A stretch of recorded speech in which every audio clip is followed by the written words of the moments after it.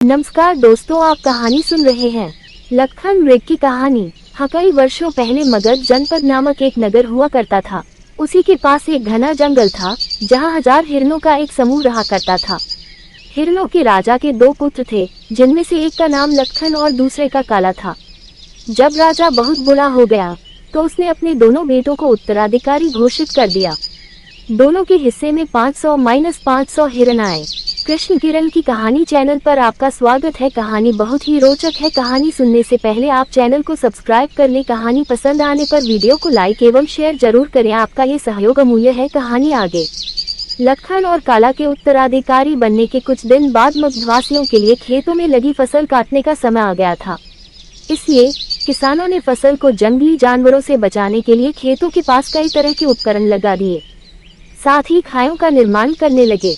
इसकी जानकारी मिलते ही हिरणों के राजा ने दोनों बेटों को अपने अपने समूह के साथ दूर सुरक्षित पहाड़ी इलाके में जाने के लिए कहा। पिता की बात सुनते ही काला तुरंत अपने समूह के साथ पहाड़ी की ओर निकल गया।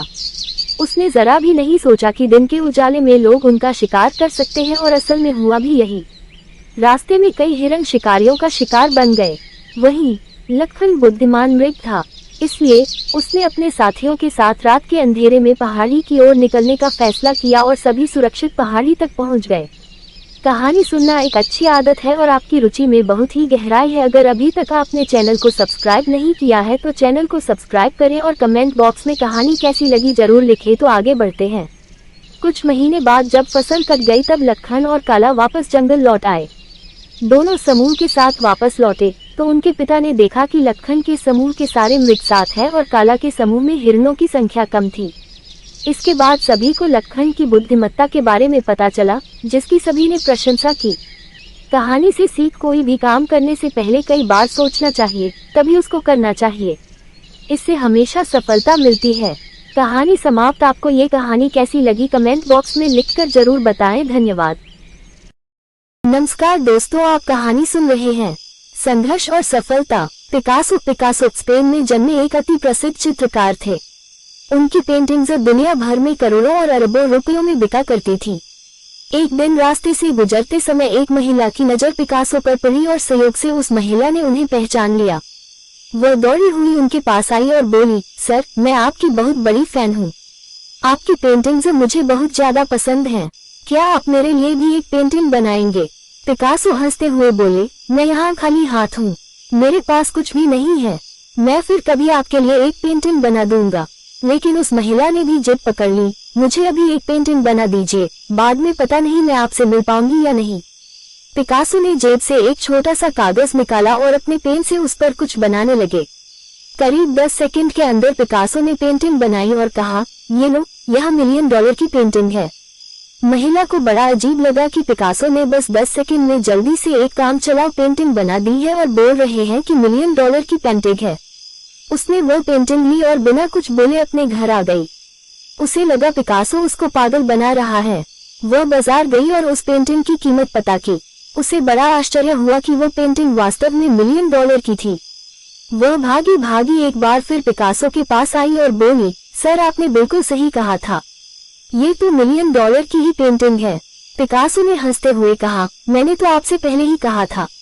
वह महिला बोली, सर, आप मुझे अपनी स्टूडेंट बना लीजिए और मुझे भी पेंटिंग बनानी सिखा दीजिए।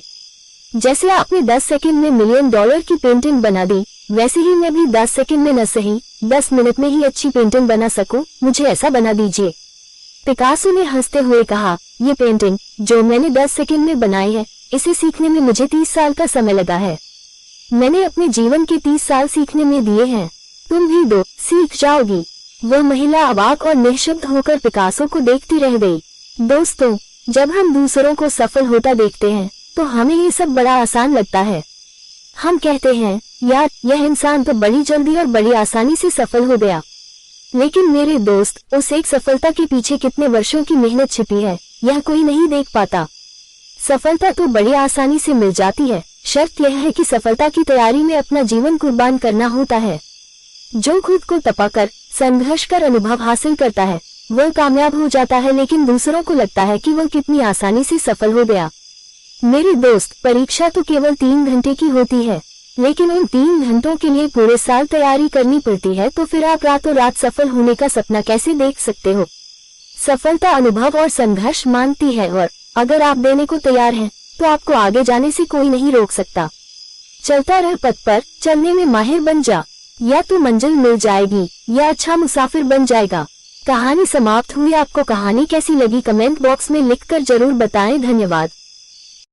नमस्कार दोस्तों, आप कहानी सुन रहे हैं महाकपि का बलिदान। हिमालय के जंगल में ऐसे कई पेड़ पौधे हैं जो अपने आप में अनोखे हैं।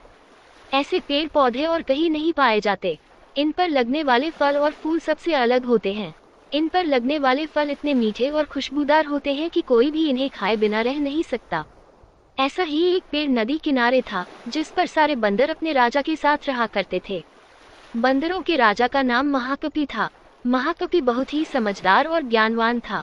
कृष्ण किरण की कहानी चैनल पर आपका स्वागत है। कहानी बहुत ही रोचक है। कहानी सुनने से पहले आप चैनल को सब्सक्राइब कर लें। कहानी पसंद आने पर वीडियो को लाइक एवं शेयर जरूर करें। आपका ये सहयोग अमूल्य है। कहानी आगे। महाकपि का आदेश था कि उस पेड़ पर कभी कोई फल न छोड़ा जाए। जैसे ही फल पकने को होता, वैसे ही वानर उसे खा लेते थे। महाकपि का मानना था कि अगर कोई पका फल टूटकर नदी के रास्ते किसी मनुष्य तक पहुंचा, तो ये उनके लिए बहुत हानिकारक हो सकता है। सभी वानर महाकपि की इस बात से सहमत थे और उनकी आज्ञा का पालन करते थे। लेकिन एक दिन एक पका फल नदी में जा गिरा, जो पत्तियों के बीच छुपा हुआ था। वह फल नदी में बहकर एक जगह पहुंच गया, जहां एक राजा अपनी रानियों के साथ घूम रहा था। फल की खुशबू इतनी अच्छी थी कि आनंदित होकर रानियों ने अपनी आंखें बंद कर ली। राजा भी इस खुशबू पर मोहित हो गया। राजा ने अपने आसपास निहारा, तो उसे नदी में बहता हुआ फल दिखाई दिया। राजा ने उसे उठाकर अपने सिपाहियों को दिया और कहा कि कोई इसे खाकर देखे कि यह फल कैसा है। एक सिपाही ने उस फल को खाया और कहा कि ये तो बहुत मीठा है। इसके बाद राजा ने भी उस फल को खाया और आनंदित हो उठा। उसने अपने सिपाहियों को उस पेड़ को खोज निकालने का आदेश दिया, जहां से ये फल आया था। काफी मेहनत के बाद राजा के सिपाहियों ने पेड़ को खोज निकाला। उन्हें नदी किनारे वो सुंदर पेड़ नजर आ गया। उस पर बहुत सारे वानर बैठे हुए थे। सिपाहियों को ये बात पसंद नहीं आई और उन्होंने वानरों को एक एक करके मारना शुरू कर दिया। वानरों को घायल देखकर महाकपि ने समझदारी से काम लिया। उसने एक बांस का डंडा पेड़ और पहाड़ी के बीच पुल की तरह लगा दिया। महाकपि ने सभी वानरों को उस पेड़ को छोड़कर पहाड़ी की दूसरी तरफ जाने का आदेश दिया। वानरों ने महाकपि की आज्ञा का पालन किया और वो सभी बांस के सहारे पहाड़ी के दूसरी ओर पहुंच गए। लेकिन इस दौरान डरे सहमे बंदरों ने महाकपि को बुरी तरह से कुचल दिया। सिपाहियों ने तुरंत राजा के पास जाकर सारी बात बताई। राजा महाकपि की वीरता से बहुत प्रसन्न हुए और सिपाहियों को आदेश दिया कि महाकपि को तुरंत महल लेकर आएं और उसका इलाज करवाएं। सिपाहियों ने ऐसा ही किया, लेकिन जब महाकपि को महल लाया गया, तब तक वह मर चुका था। कहानी से सीख, वीरता और समझदारी हमें इतिहास के पन्नों में जगह देती है। साथ ही इस कहानी से ये भी सीख मिलती है कि हर मुश्किल घड़ी में समझदारी से काम लेना चाहिए। कहानी समाप्त हुई। आपको कहानी कैसी लगी कमेंट बॉक्स में लिखकर जरूर बताएं। धन्यवाद।